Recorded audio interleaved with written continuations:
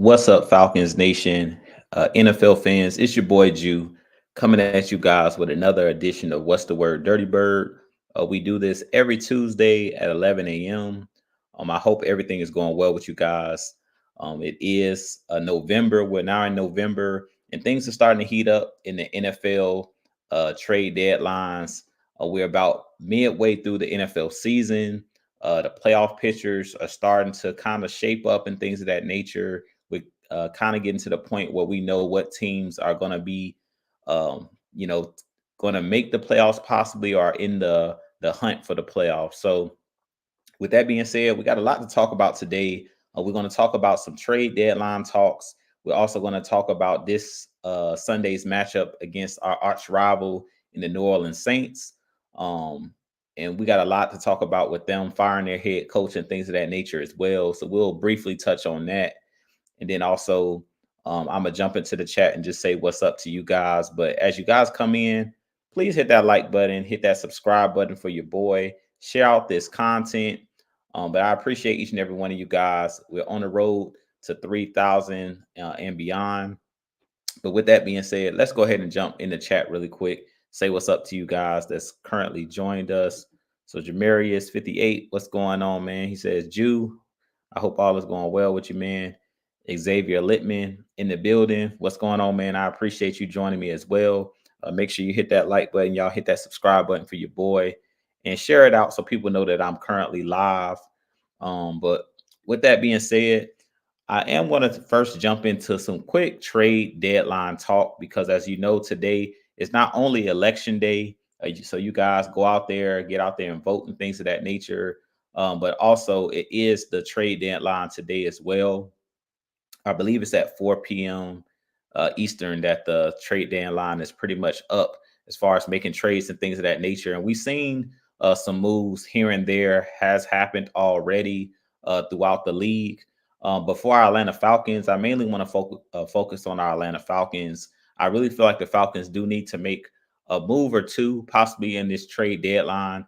Try to bring in another edge rusher or pass rusher to kind of add some depth on the edge to this Atlanta Falcons team. We do have a lot of big bodied guys, the Grady Jarrett's, the David Onyematas, the Eddie Goldmans, but we don't really have those quick twitch type speed rushers on this team. We have a lot of guys like Zach Harrison that's big, physical, and long that can play like the defensive end position, but we don't have many guys outside of Caden Ellis, outside of Lorenzo Carter, who's currently on IR, and outside of Arnold Epicady, we really don't have guys on the edge that's can kind of be like that quick twitch speed rusher type. We did draft Braylon Trice, and he was supposed to be one of the guys that could help as far as being an edge rusher.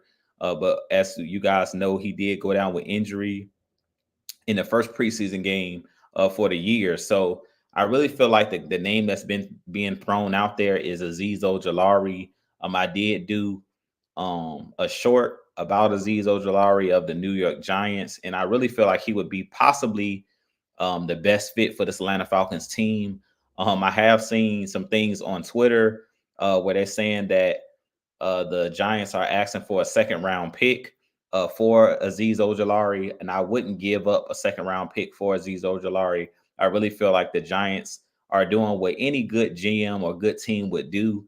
Of course, you're going to start the bidding really high on your expectations of what you want to get back in compensation.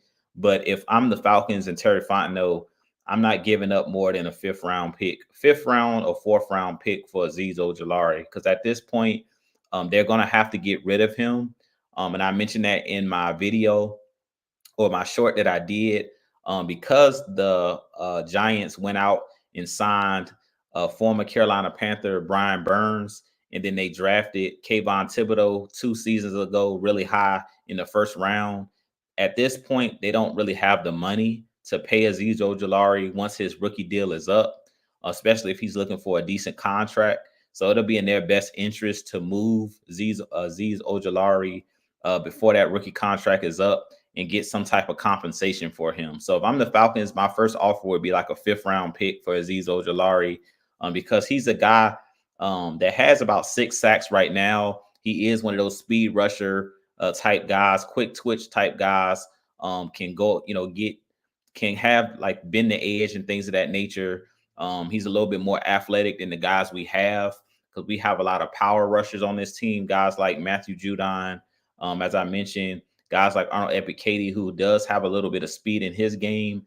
But majority of the guys that we've been playing on the edge, the Damone Harrises, the Zach Harrisons, those guys really don't have that quick twitch ability. I've even seen us put in Onyemata out on the edge at times at the defensive end. I've seen Grady Jarrett out there on the edge at times, and they've been trying to mix and match and move guys around.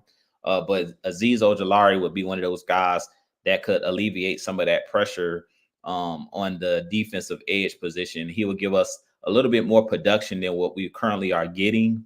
He would add some athleticism to that side of the ball as far as on the edge. So I really feel like the Falcons should do everything in their power to try to trade for Ojulari. But like I said, I'm not giving up more than a fifth or fourth round pick at this point. No higher than a fourth round pick because he hasn't really proven that he's a legitimate pass rusher. If we get him, he is still a project. He is still one of those guys that still needs to be developed. He's been in the league for about 4 years, but he hasn't had a breakout season. I believe the most sacks he's had in a season is 8 sacks, which is not a whole lot. He's had a couple years where he's been in that 2 to 8 sack range. So that's not eye-popping numbers. So for a second round pick, I wouldn't give up a second round pick for Azeez Ojulari. But with that being said, I do want to jump back into the chat really quick and say what's up to you guys who have joined me since I've been talking. Jonte Rozier says, good morning. Good morning. I hope all is going well. Strapped Up 24 says it's not looking too good, Jew. I'm super optimistic, but I'm not seeing anything on Twitter or X or any other news platform. Yeah, I don't know at this point. I mean, the Falcons may, just stay put. Don't trade for anybody. They may just, move on and stick with the guys that we have on the roster. But I do believe that Terry Fontenot is making calls, but it has to be at the right price. As I mentioned earlier, right now they're saying that a second round pick is what the Giants are asking for Azeez Ojulari, and I wouldn't give up a second round pick for him. He hasn't proven that he's that consistent of a player to offer a second round pick. And Auntie Pam in the building says, good morning, Jew, and everyone in the chat. Happy Tuesday, election day. Please go vote today. Today, if you have not. Most definitely. Yeah, I actually did early voting myself. So I voted over the weekend, but because I wanted to beat the crowd. But you guys definitely get out there and vote. Make your voice heard. This is a very important election, and every election is very important, especially the presidential election. So you definitely want to get out there and make your voice heard. And Bucks Rays and Bolts says, as Bucks fan, upset loss. Yeah, I seen that last night. Yeah, that was a tough loss for the Bucks last night against the Chiefs, but y'all did put up a really good fight. And the Buccaneers, for y'all to be out, y'all top 2 guys, y'all well coached team. I really like y'all offensive coordinator, Liam Cohen. I think that he possibly may be a head coach candidate after this season, based off of what he's done with that Buccaneers offense with Chris Godwin and Mike Evans and without those guys. He's looked really, really good at calling plays. I love his scheme and the things that he's doing with Baker Mayfield and that offense. Cade Otton starting to come along as well for the Bucks. I'm just glad that we swept you guys because you guys, it looks like y'all still fighting hard, even without y'all 2 top pass catchers. Y'all still played really, really stout, played really, really tough against the defending champs. So that was a really entertaining Monday Night Football game. And Dre the Boxer says, Jew, in my opinion, our pass rush spike due to coaching, chemistry coming together, or is Dallas line just weak and we should still be worried enough to want another guy? To be honest with you, Dre, I think that we have guys on this team that can rush the passer. We have Arnold Epicady. We have Matthew Judon.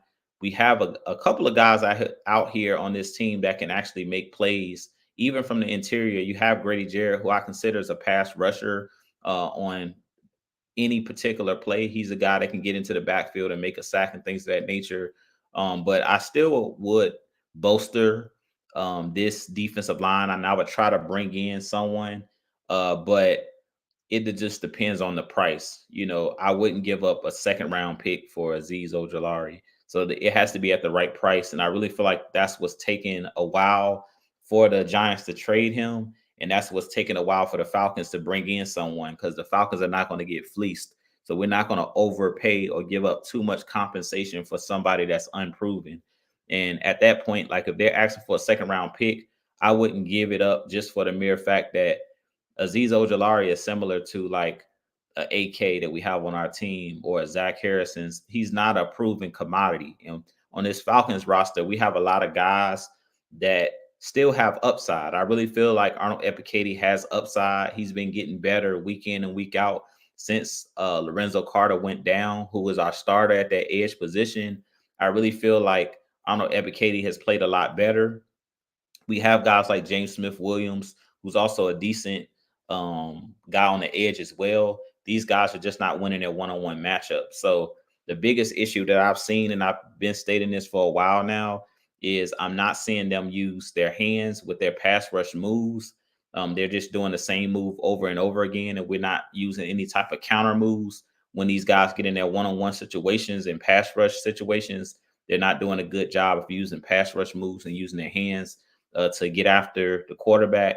And then another thing that I've noticed, and I've been stating this for the last couple years, you have to be better on first and second down of limiting how many yards you allow teams to get on first and second down. Because we're playing off coverage a lot of the times, we're allowing teams to get 4 and 5 yards a clip on first and second down, to the point where you're always in third and short situations. So if you're always in third and 5 or less, it's going to be really hard to rush the passer, because a lot of the times on third down, they're going to throw a quick swing pass. And if we're not in press coverage, we're just giving a lot of that underneath, passing yards. We're giving that up. We're giving up the swing pass to the running back. We're giving up a lot of these bubble screens to wide receivers.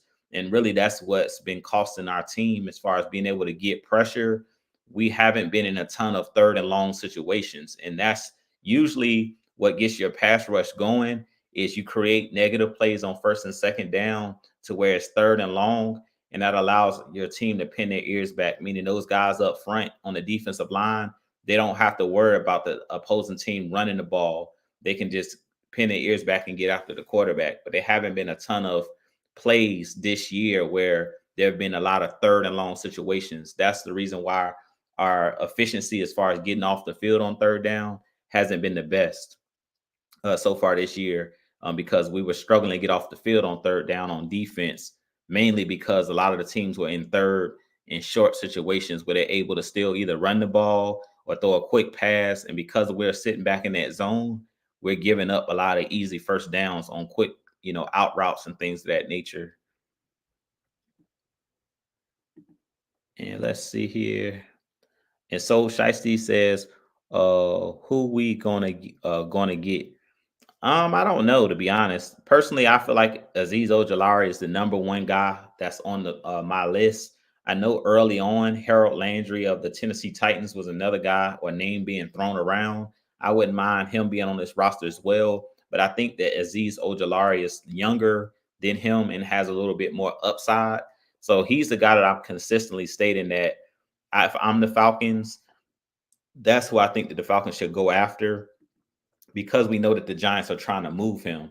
The other guys that are out there that I mentioned a couple weeks ago, the Max Crosbys, the Matthew Judons, excuse me, the Max Crosbys, um, who's the other guy? Miles Garrett for the Cleveland Browns.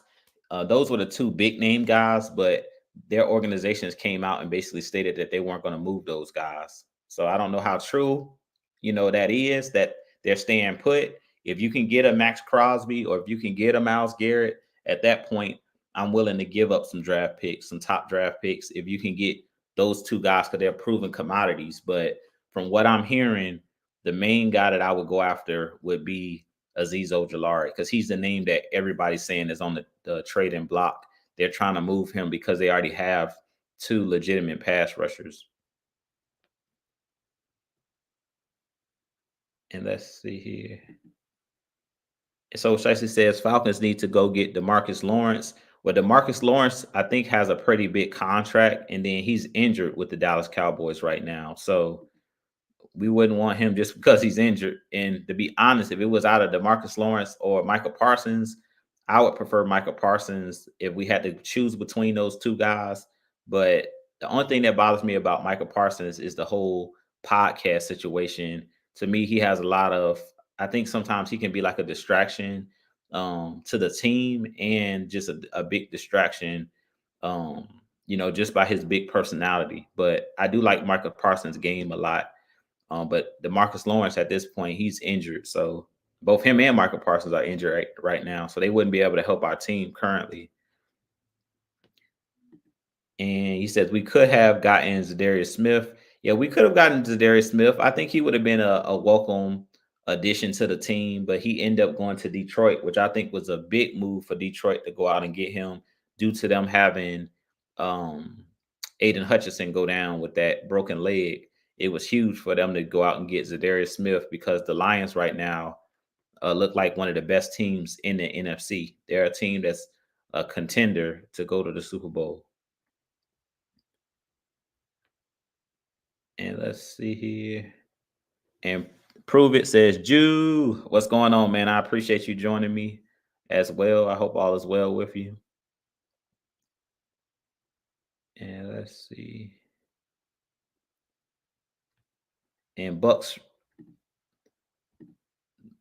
Rays and Bolt says could trade for Chase Young. Yeah, we could try to trade for Chase Young, but the Saints are not going to trade with us in division. That's not going to happen. If they were willing to trade with us, most definitely. I mean, he would add to the pass rush, but I really don't feel like at this point, none of these teams that's in our division is going to trade within the division. So that would be wishful thinking if the Saints will be willing to give us Chase Young, especially because we play them Sunday. I don't think that they're that dumb to make that move. As bad as the front office is right now, and they're a huge mess over there in New Orleans. I don't think that they'll be willing to give us Chase Young in the trade based off of how their season's going, and they got to play us.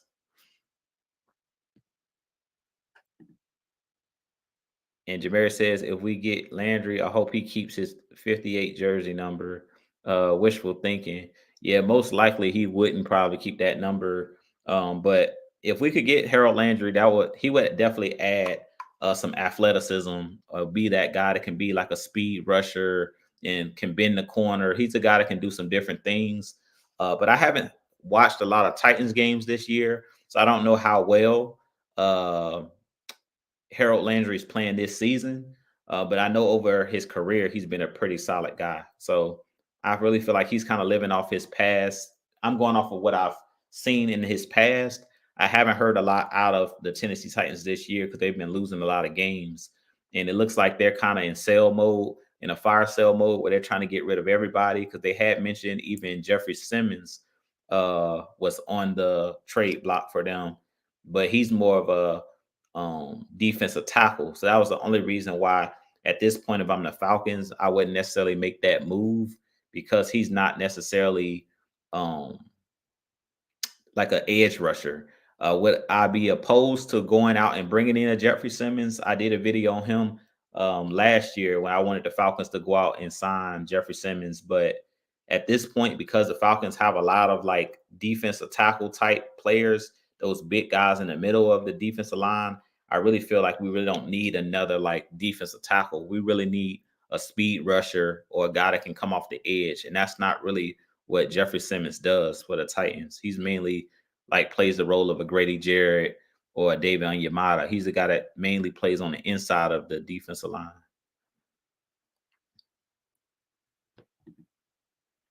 And let's see. Cracker Barrel Kid 52 says, we have any chance of getting Miles Garrett? Yeah, I don't think so at this point. Yeah, I really don't think that we're getting Miles Garrett. I wouldn't mind having him, but it seems like he's happy in Cleveland, and Cleveland's not necessarily looking to move him.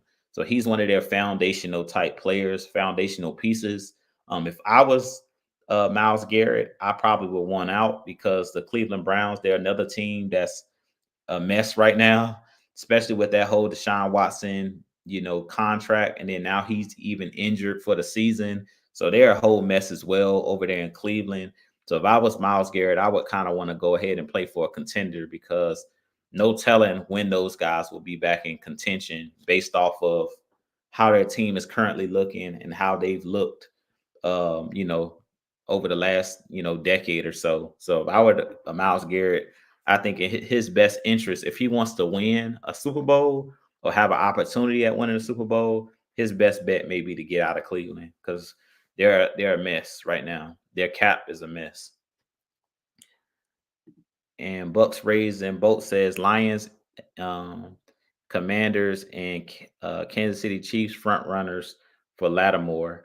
Yeah, I seen that. I seen that Lattimore for the New Orleans Saints is on the trade block, which I really feel like the Saints at this point they should be another team that should be have a fire sale, get rid of as much pieces as you can, and bring back in as many draft picks as you can as far as draft capital because they're another team right now sitting at I believe 2-6 or 2-7.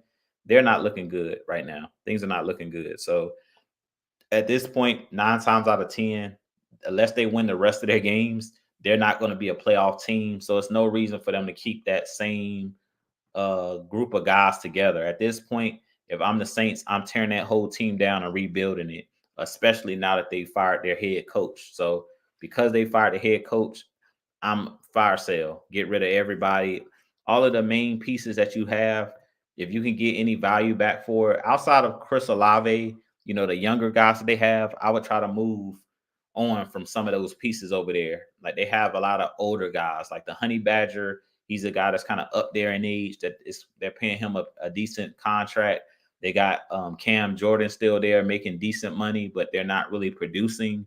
Lattimore is a guy still in his prime, so I really feel like the reason they're trying to move him and Chase Young because they know that those guys will they'll be able to move them and get some type of capital back for them. At this point, you're not going to get much back probably for the Honey Badger. You're probably not going to get much back for Cam Jordan because those guys are up in their mid 30s. So at this point, it's not really they don't I don't really feel like they don't have a ton of football left in those guys, especially Cam Jordan.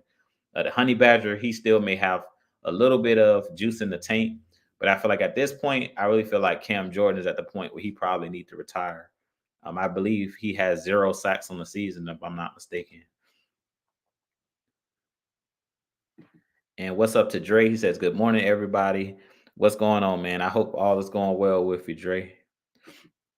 But with that being said, that's kind of all I wanted to mention in regards to the trade deadline. Like I said, man, I really feel like the Falcons at this point, the main piece that can elevate this team to give us a better chance in the playoffs, a better chance at winning a Super Bowl and going to a Super Bowl is just to continue to bolster the pass rush. Outside of that, our secondary is good. Our linebacking core, for the most part, is solid. On the offense, we're clicking on all cylinders. We have a good running back room, good quarterback room, good wide receivers, and depth in all of those other places, good depth on the offensive line. So the only thing that I really feel like is missing from this team is just consistent pass rush. If you're able to add that icing to the cake, that's just going to make it even better. I really feel like this is a solid team that we have put together. That's the reason why we're sitting at 6-3. We've been in every single football game and had an opportunity to win every single game that we've played so far this year. So I really feel like at this point, any piece that we add to this team is just a luxury piece. It's not something necessarily that's a need. These are all could be possibly wants. Even with the pass rusher, because we have Matthew Judon, who's on this team, who's a guy that's capable of giving you double-digit sacks and can be a premier pass rusher and has been that over the last 3 years. So we have guys on this team. Guys just have to step up. So at the end of the day, if we're unable to, trade and bring in someone, I still feel like this team is going to be fine. But if I'm Terry Fontenot, I'm always going to try to push the envelope and bring in more and more talent because we know in the NFL, injuries are going to happen. That's the inevitable. It's the game of football. Guys are going to get hurt. So because you know that guys are going to get hurt, you want to have as much depth on your team as possible so you can withstand the war of attrition. Like meaning guys are going to go down. So you want that next man up mentality to be, I have a really good next man up, a guy that's a capable starter to be the next man up. But with that being said, I'm gonna go ahead and jump into the preview for the Falcons versus the New Orleans Saints. This is, I believe, another 1 o'clock kickoff game. This game will actually be played in New Orleans, and this is going to be a payback game for last year. They beat us down last year at the last game of the season. I think it was like 48-17.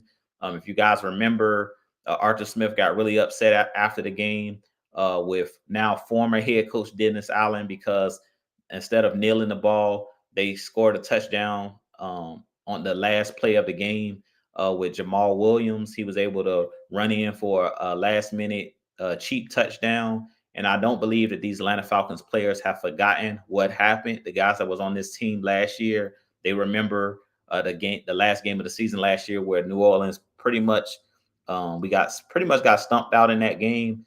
And I really feel like this Falcons team is going to be ready to play in this game to get revenge for last year's loss. And we also are motivated to try to sweep the division. I talked about this a little bit in my video yesterday where I talked about Coach Raheem Morris building a winning culture here in Atlanta.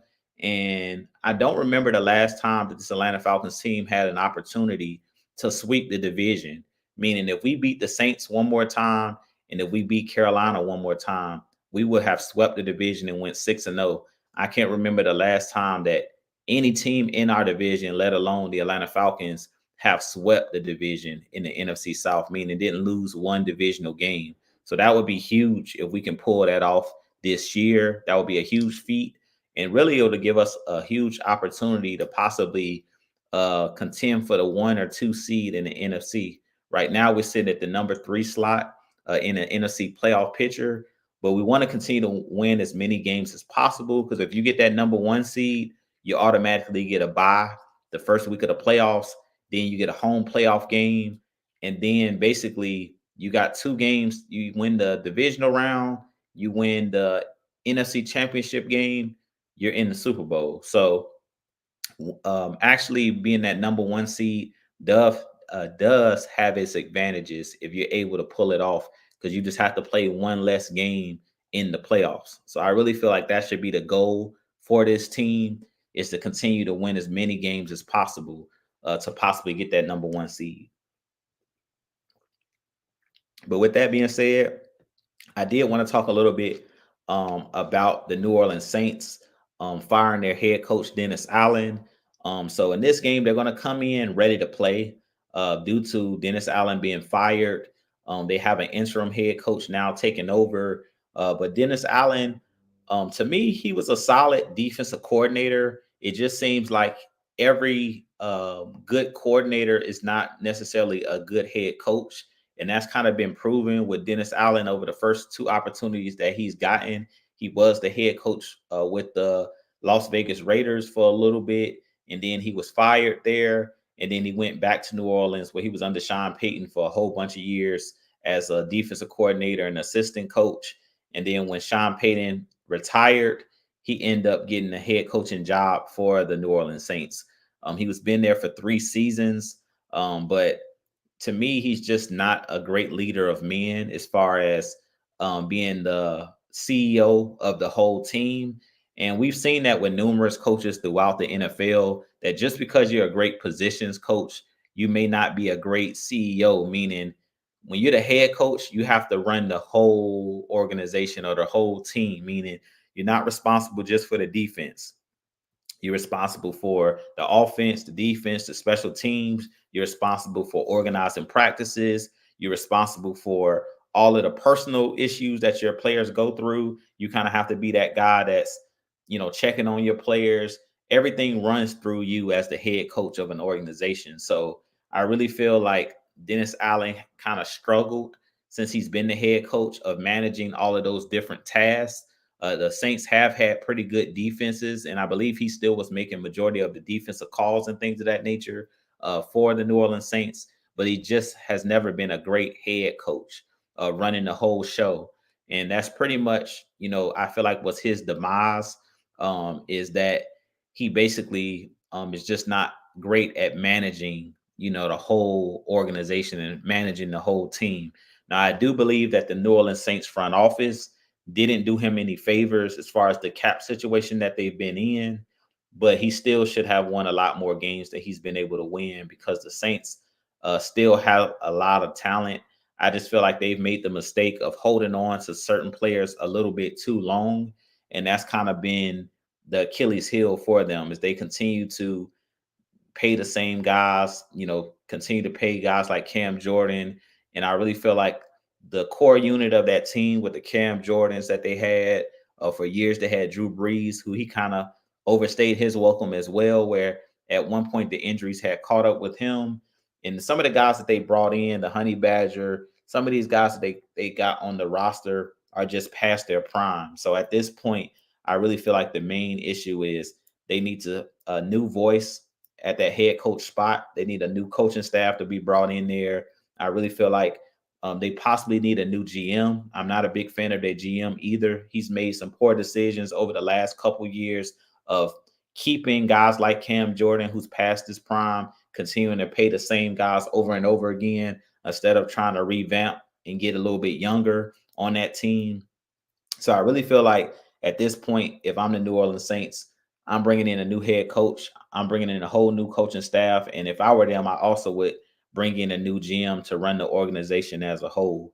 But with that being said, just jumping into the preview for the game, I do want to talk a little bit about first the Atlanta Falcons defense versus the Saints offense in this upcoming matchup. And really, I really feel like in this game, if the Saints want to have any success against the Atlanta Falcons in this game, they're going to have to use Taysom Hill. I don't know if Taysom Hill is healthy. I did see that he played a little bit last week, but he's been another guy that's battling injuries. And Chris Olave was carted off last week with a concussion. So he probably won't be available for this game. So they have a lot of injuries on this New Orleans Saints team, similar to what we faced with the Dallas Cowboys last week, with them being a mass unit, being injured and things of that nature. But I really feel like their success is going to be predicated on Taysom Hill, is going to be predicated on Alvin Kamara, which I mentioned in the first matchup.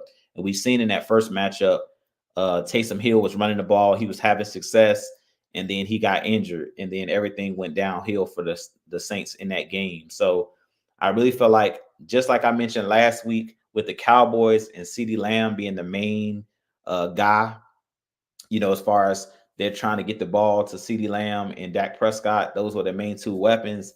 In this game, the main two weapons that I'm worried about in this game for the Saints is Alvin Kamara, who's having a pretty good season, and Taysom Hill. Those are the two guys that you have to worry about in this matchup because all of the other weapons on that Saints offense, guys are injured. Olave's injured. The speedster Rashid Shaheed, he's injured for the season.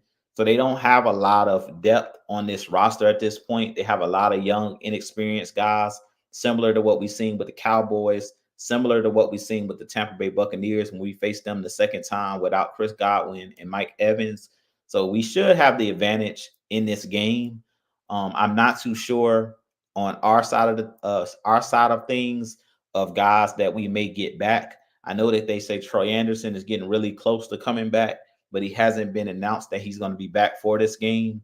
Um, I'm not too sure with Grady Jarrett because he went down he was taken out of the game with a minor Achilles type injury. So they say that he's day to day.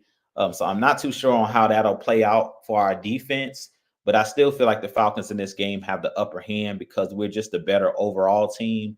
We're a better coach team. And as I mentioned, the Saints right now, everything is in disarray. Now that they fired their head coach, guys are playing for their jobs and fighting for their jobs. And once a head coach gets fired, pretty much everything goes down the window. And I really feel like that Saints team is starting to fall apart.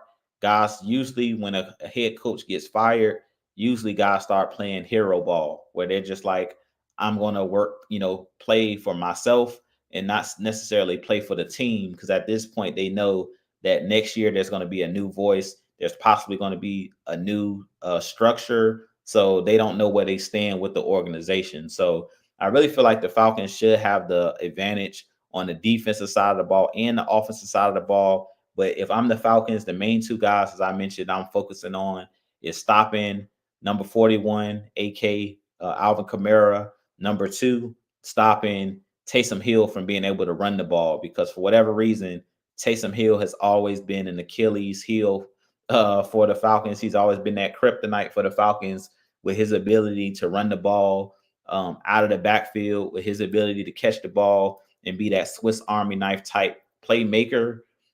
So in this game, it's going to be important on defense that guys play with gap integrity. When Taysom Hill runs the ball, when Alvin Kamara runs the ball, we're going to have to get all 11 hats to the football, but guys have to stay in their gaps. You cannot afford to jump out of your gap in this game, because if Alvin Kamara or Taysom Hill hits a crease, and if it's nobody in that crease or in that gap, those guys can hit the head on the goalpost. Both guys are that explosive where they can score touchdowns from anywhere on the field. So it's going to be very important in this game that we play sound football.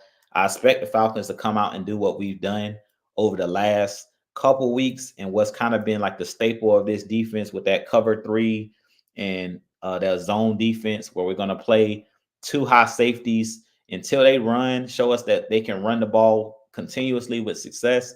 I expect to see Jesse Bates and Simmons keeping the roof on the house, meaning not giving up any explosive plays, not allowing Derek Carr or allowing that Saints offense to throw the football over our head and give up any explosive plays in this game. I really feel like we're going to try to keep everything in front of us and force the Saints to march down the field on long drives, make them go on 10, 12 play drives, because I really feel like the Saints and Derek Carr, they're turnover prone. So I could easily see in this game Derek Carr throwing 2 interceptions, probably Jesse Bates, who's made plays all season long, but I can easily see him throwing a couple interceptions in this game and trying to force the ball where he shouldn't be throwing the ball, especially because he's without his top target. So he's playing with a lot of guys that are not seasoned veterans, and he doesn't have that timing with these guys. So I could easily see a couple of turnovers by the Saints.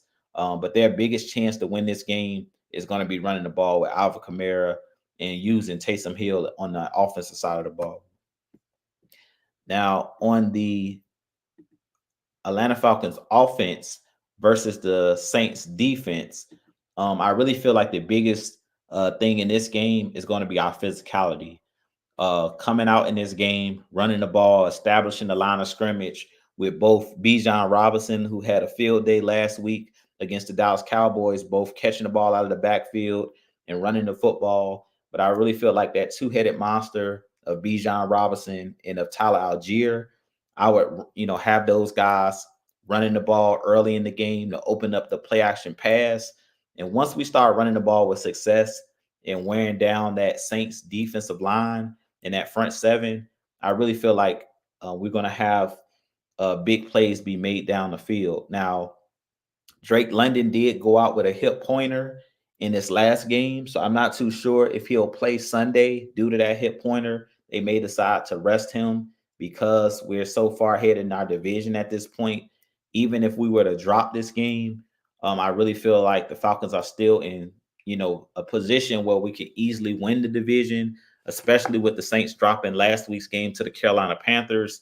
Right now, the Falcons are sitting pretty as far as being undefeated in the division. But I really feel like Darnell Mooney catching the ball, he's been one of those guys that's been one of the biggest offseason signings for the Falcons, pairing him with Kirk Cousins and Drake London and those guys. And then Kyle Pitts. I really feel like those guys could have big games against the Saints this Sunday, because the Saints don't have good cover linebackers. We know that Demario Davis is a great downhill thumper type linebacker, but he's not good in coverage. So if you're able to spread those guys out and expose the middle of the field with guys like Kyle Pitts, who's been coming on the last couple weeks, I really feel like there's going to be big plays out there to be made for both Darnell Mooney and definitely for Kyle Pitts across the middle of the field. So I expect Kirk Cousins to do what he's done all season as far as distributing the ball. We've seen the Ray McLeod sighting. He had his first touchdown of the season last week when Drake London went out with the hip pointer. So at this point, I really feel like this Atlanta Falcons offense, they're hitting on all cylinders. I don't expect the Saints to be able to stop this offense. I do believe that they're going to come out and play with pride because we know this is an arch rival. This is a division game. And we know that these matchups usually are always tight matchups. But I don't expect for the Falcons to lose this game. I talked about in my video yesterday that this Falcons is building a winning formula under Raheem Morris. And he's made an emphasis especially from the day one when he had his first press conference, that we have to win the division, that we have to outrun the South. So I really feel like these guys are going to come into this game ultra confident. They're going to come into this game super focused. And because this is our arch rival and it's in New Orleans, used to be one of the hardest places to play. I don't know if we can continue to say that now. Maybe one of the hardest places to play for the Falcons because we know that we're a hated rival. But it looks like teams have been going into the Saints stadium, at least for this last 2 years. They've been going into their stadium and getting wins. So this Falcons team should easily be able to go in there, handle business because we're sitting atop the division, because we're playing playing at a high level right now. If we play up to our capability, I really feel like the same thing I mentioned last week with the Cowboys and even with the Buccaneers, we're playing at a level right now, and just due to the talent disparity between the two teams based off of the injuries that the Saints have, the Falcons should be able to win this game by at least a touchdown. Now, of course, we know because it's a division game, it could, be closer and could come down to a field goal or something like that. But if the Falcons do what they're supposed to do, if we score touchdowns in the red zone like we should, I really don't feel like the Saints have enough firepower to match what the Atlanta Falcons can do on offense. But with that being said, you guys give me your thoughts for this game. What's your score predictions for this game? And what's some of you guys' keys to the game? But that's my keys to the game as far as the offensive side of the ball, expose the middle of the field with Kyle Pitts, get that ball to Darnell Mooney, who's been a big-time playmaker, and run the football with Tyler Algier and Bijan Robinson, which I think is going to open up that play-action pass across the middle of the field and just continue to be dominant in the trenches with that offensive line. And then, as I mentioned, on the defensive side of the ball, make the Saints drive down the field multiple plays. Don't allow explosive plays in this game because I don't believe that the Saints are able to play clean football, meaning they're an undisciplined team right now. So I don't expect them to be able to not get any penalties. I don't expect them to not turn the ball over because they've been doing it all season long. And I believe, if I'm not mistaken, they're on a 6-game losing streak. So that just goes to show you like how bad things are right now in New Orleans. That was the reason that their coach was fired. And Beastly says, I see I see our first real blowout this game. Yeah, that's why I can see that happening as well. I mean, I think the Saints are going to play with pride, but the Falcons should win this game by at least a touchdown. Let's just keep winning with or without Drake. Most definitely. That's all it's about, getting a W. And Melvin Emery says 34-10 Atlanta. I can see that. Raymond Elder says, for some reason, we can't stop Taysom Hill, nor the run game. This game could be a lot tougher. Yeah, I agree. If they run the ball with success, it can become a long game because guess what? If they run the ball with success, that's going to allow them to play ball control. And if they're able to play ball control, that means that your defense is on the field for way too long. If you're not getting off the field and you're allowing them to extend drives by running the football, and that plays right into their hands of keeping Kirk Cousins and our offense on the sideline. So you can't score points if you're over there by the Gatorade and you're over there on the bench. So it's going to be very important that our defense plays stout in the trenches to give us opportunities, give our offense multiple opportunities to make stops. Miss Pam says, I have a feeling Coach Raheem have their team playing on a different level. They are focused and running the South. Most definitely. Yeah, I think that they focused at this point. I really feel like they're ultra focused, but especially these divisional games. If you hear what these players have said, anytime there's a division game coming up, they talk about being ultra focused and that the importance of winning the division games because that has been the mantra since day one with Raheem Morris is outrunning the South. So this team seems like they're focused for all of the games, but especially these division games. They know if we win the division, you get that home playoff game. So this is like a must win. Every NFC South game has been like a must win game, and you seeing it from these players. If we win this game, that pretty much does it to me, far as us being able to win the division. Because at that point, you'll be 5-0, and I really feel like there's no other team in this division that will be able to catch up to that record because none of the teams have beaten us. We're undefeated in the division. It says, I want to see what KC Washington can do. That's definitely an interesting take. I definitely think that Casey Washington is capable. He hasn't really gotten a lot of opportunities because we're really deep at the wide receiver spot, and guys have been making plays. But hopefully, knock on wood, if the Falcons are up big in this game, we may have a Casey Washington sighting, even a Michael Penix sighting, if the Falcons blow the Saints out. And in the second half, it's like, okay, we don't want to get anybody injured at this point because we up by so many points. So maybe we get a Casey Washington a sighting, but it depends on if guys get injured and things of that nature and what the outcome of the game is. That's the only way I think that Casey Washington gets an opportunity. And Raymond says, how do you feel about the run defense this far into the season? It's still an area of concern for me. I agree with you. I definitely think that the run defense is definitely a concern for me as well. You know that I'm one of those fans that always focus on the trenches, and I really feel like it's important to stop the run. So I completely agree with you, Raymond. Um, the only thing that doesn't concern me about the run game or our run defense is the opposing teams, for whatever reason, stop running the ball. Like I've seen teams, even Dallas on Sunday, to me, they were running the ball with pretty good success with Rico Dowdle, but I don't know if it's because they got behind in the game or whatever the reason may be. But to me, they stopped running the ball for whatever reason. They stopped going at our weakness, and I felt like they were actually having success because every time they ran the ball, it seemed like they were getting 3 and 4 or 5 yards a clip.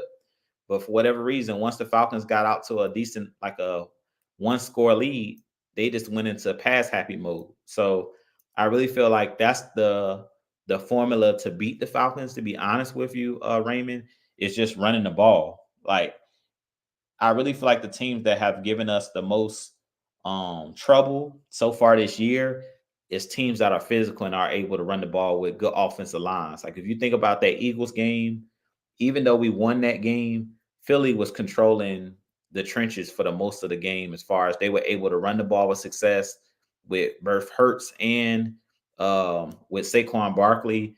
And the Eagles have a pretty stout offensive line as well. So those are the teams that concern me, or teams that actually make an emphasis on running the ball. But good news for the Falcons is a lot of these teams don't make running the ball a priority for whatever reason. And I really feel like that plays right into the Falcons' hands when teams get pass happy. Instead of saying, you know what, I'm going to see if they can stop this run. And if they can't stop the run, I want to keep running it. For whatever reason, teams want to challenge us with throwing the ball, which I feel like the best part of this defense right now is the back end, is the secondary. So if I'm the Falcons opponent and I'm coming in as the offensive coordinator, my main goal would be run the football, make the Falcons, make the Falcons prove that they can stop the run. I'm gonna take what the defense gives me. I'm gonna take those underneath swing passes. I'm gonna take those quick out routes because I know that our corners are gonna be playing off coverage, and I'm gonna try to pound the ball with the run game and see if the Falcons can stop it. But for whatever reason, teams get greedy and they get impatient and they want to throw the ball down the field, and usually that's when turnovers happen. That's when teams, consistently struggle against our defense, is when they try to play to our strength, which is them throwing the ball against us. And what's going on, Michael? I appreciate you joining me, man. Good morning. And Joseph said, "What's good, Jew?" It's good being a Falcons fan. Most definitely. Yeah, we in first place right now. We're running the South. You know, it's our race to lose at this point. And barring a catastrophic um, you know, losing streak, I really don't feel like this Falcons team, like, they're basically going to make the playoffs at this point. As long as we do what we're supposed to do, we would have to go on a really bad losing streak for this Falcons team to not win the division or let one of these teams back in the race to win the division. Right now, all of these teams are losing games. I believe the Panthers are like 3-6 or something like that. I think the Saints are like 2-6, and then I think the Bucks, they're 4-5. So us sitting at 6-3, we're kind of pulling away from everybody. If we win this game on Sunday, these other teams can forget it. We kind of pulling away at this point. That would make us 7-3 if we beat the Saints Sunday. So I really feel like a lot of these teams at that point can hang it up because there's too many. They down way too many games, and the Falcons will have to literally lose out for these teams to get back in, and these other teams will literally have to go undefeated almost to get back into the division. And do we have any more primetime games?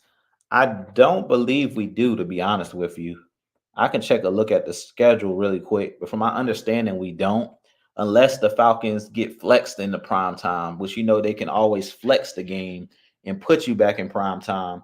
But just on in general, I think they put all of our primetime games in the beginning of the season for whatever reason. They was excited about the Falcons this year, and they decided to give us like 3 or 4 or 5 primetime games like right in the beginning of the season. But let me see here. I'm gonna take a quick look at the schedule, but I don't think we do. Let's see. Okay, so thank you. CG2K says we have one more against the Raiders on Monday Night Football. So yes, December 16th. Well, I'm looking at the schedule. It says Monday Night Football on ESPN. So that'll be 8:30 kickoff. That'll be the only primetime game left for this season. But when I look at the last 2 games of the season, the Falcons versus Commanders, which is the second to last game of the season, December 29th, that one says to be announced. So it's not actually like a time for that game. So if the season continues to go the way that it's going, that Falcons Commanders game could be flexed in the prime time, like a Sunday night or Monday night game, especially the way that both of these two teams are looking. I'm thinking it could possibly be a Sunday night football game because right now the Commanders are 7-2, the Falcons are 6-3, and that would be a great matchup to have on prime time because you'll have Dan Quinn playing up against his former team when he was our head coach and his protege because he was Raheem Morris was on his coaching staff when we went to the Super Bowl in 2016. Raheem Morris was one of the Dan Quinn's assistant coaches. So that would be a really good like a really good storyline for them to have that game in prime time. And then I also think another game that could be a really good primetime game, or it should have been a primetime game, but it's not a primetime game right now, is December 8th, which is Kirk Cousins going back to Minnesota to face the Minnesota Vikings. But that right now is a 1 o'clock game on December 8th. So I think that should have been a primetime game or would have been a very interesting game, especially that the Vikings are playing the way that they're playing, sitting at 6-2. So we'll see. But I appreciate the question. Let's see here. And Raymond says, do you think the run defense is struggling because of the linebackers or the D line or both? This is a good question as well. I really think it's a combination of both, but I really feel like it's mainly the defensive line.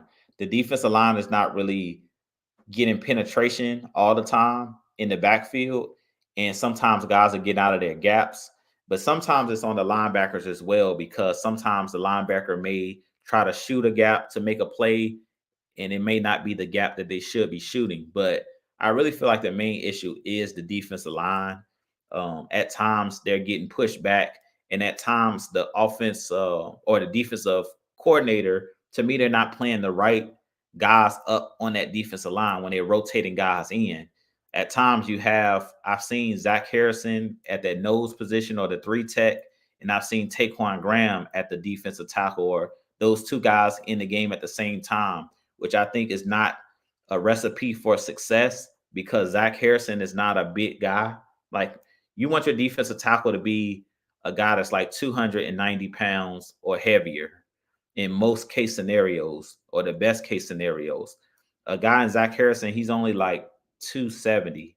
He's not a really big guy. The same thing as Taquan Graham. Taquan Graham, I think he might be like 285 or 290. He's a bigger than Zach Harrison, but both of those guys are not your prototypical defensive tackles. When you think defensive tackle, I think 300 pounds. I think guys like on this team, Eddie Goldman, Grady Jarrett, David Onyemata, Contavious Street. Those are the guys that I want to see consistently in the middle of the defensive line, to able to hold the point and to penetrate in the backfield and not get pushed back off the line of scrimmage. I feel like at times when we rotate guys in, that's when we see teams really dominating us in the run game. When you put in guys like Zach Harrison on the middle of the defense, when you put in guys like Taquan Grahams consistently, and you don't have at least Grady Jarrett or Onyemata, to me, on the defensive line at all times, one of the three guys should be in the game. Grady, Onyemata, or Goldman. Those three guys to me are our defensive tackles. Um, and you can throw Contavious Street in there as well.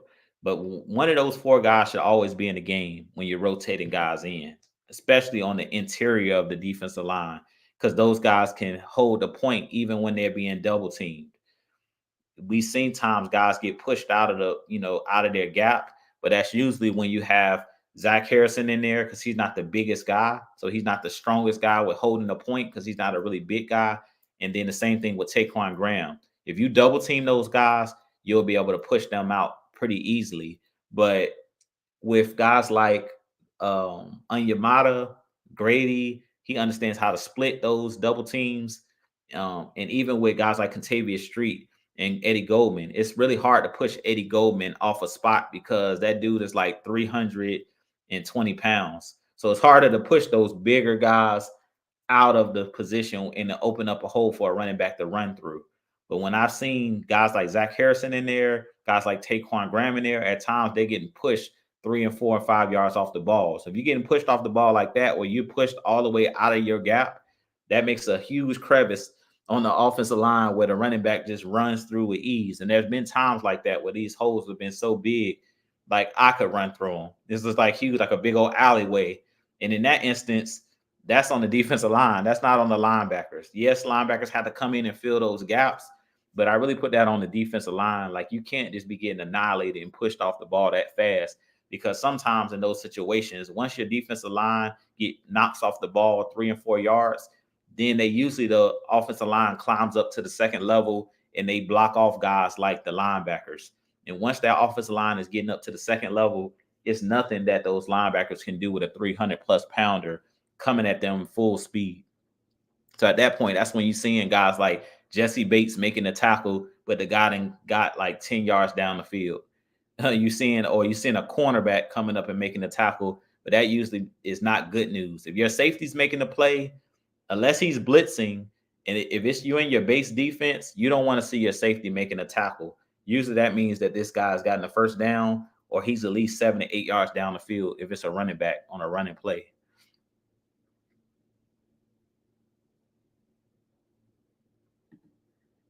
And Auntie Pam says, kudos goes out to Caden Ellis. He is playing out of his mind. Yeah, Caden Ellis is balling out this year.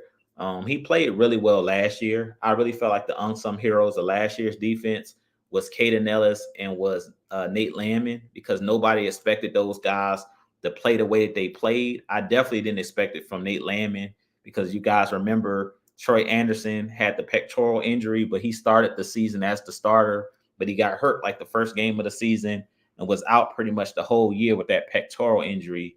And that's what elevated Nate Landman, where he was able to show that he's a solid, a really solid linebacker.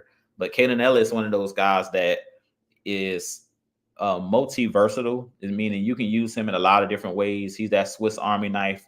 Can be used as a linebacker. He makes the calls on the defense. Very smart, cerebral guy on this team.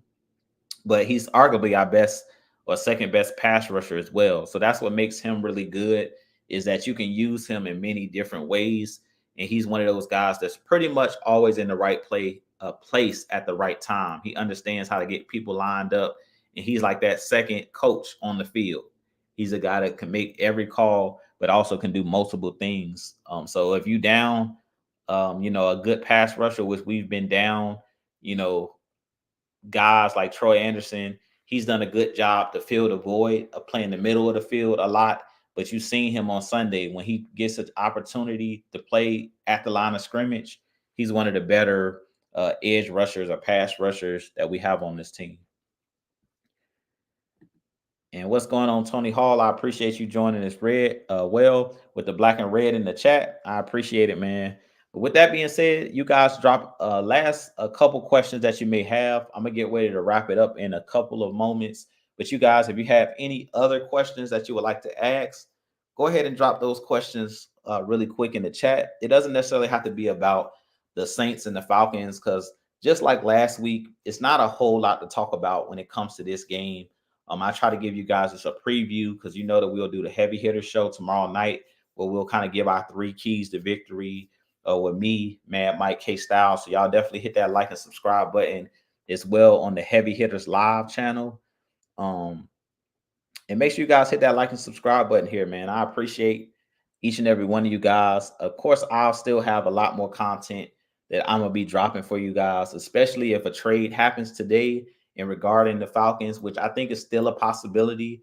I definitely will drop a video, once that happens. But you guys give me your last thoughts about this game coming up on Sunday. Like I said, I really expect the Falcons to dominate in this game against the Saints. The Saints, like I said, they're going to play for pride because their coach was fired. Now, guys know that everybody's job is on the line at this point. But I really feel like even if they come out and play their hardest at home, as long as the Falcons do what we are supposed to do, if our offense continues to click on all cylinders like it's been clicking on all cylinders, if our defense continues to take the ball away and force turnovers, I really don't feel like the Saints are going to have enough firepower with the injuries to keep up with this high-flying offense. Right now, our offense is playing at a different level, and unless you can go touchdown for touchdown with us, it's going to be really hard to beat this Falcons team, because this team is putting up dang near 30 points a game. Last week we scored 27, but the last couple of weeks we had put up 30 plus points. So unless you have an offense and a quarterback that's able to put up 30 or more points in a game, it's going to be really, really hard to beat this Falcons team. And Tony Hall said, second year in a row that a head coach got fired in the city of New Orleans during Falcons Saints week. Yeah, it's crazy. Yeah, the Saints are in a bad spot, man. It seems like we played 2 teams that are currently in bad spots. The Dallas Cowboys are a mess right now, and the New Orleans Saints are another team that's a whole mess right now. I really feel like they need to rebuild. They need to be sellers at the trade deadline, get as much draft capital back as possible, and then just go ahead and try rebuilding their franchises. Because both of those teams right now, their cap situation is not looking good in New Orleans. They have good players, a couple of good players, but they have a lot of guys that are injured. In this game, if Olave was playing or if Shaheed was playing, then I would give them more of a shot. But being that they only have Alvin Kamara, they only have Taysom Hill, I really don't feel like they're going to have enough on Sunday when it comes down to it, beating this Atlanta Falcons team that's playing at a really high level currently and riding high. Like, our confidence level is on another level right now. But with that being said, I appreciate each and every one of you guys for joining me for another edition of What's the Word, Dirty Bird. Like I stated, if you haven't hit that like button for your boy, hit that like button on this video, hit that subscribe button, share out the content. But I have a lot more content coming for you guys. We'll see you tomorrow night on the Heavy Hitters Live channel. We usually go live around 9 or 9:05 Eastern time. And we'll be doing our breakdown, of course, of the Atlanta Falcons and Saints matchup on Sunday. But with that being said, I'll holler at you guys in the next live video. But as always, Falcons Nation, rise up, Be blessed. Peace.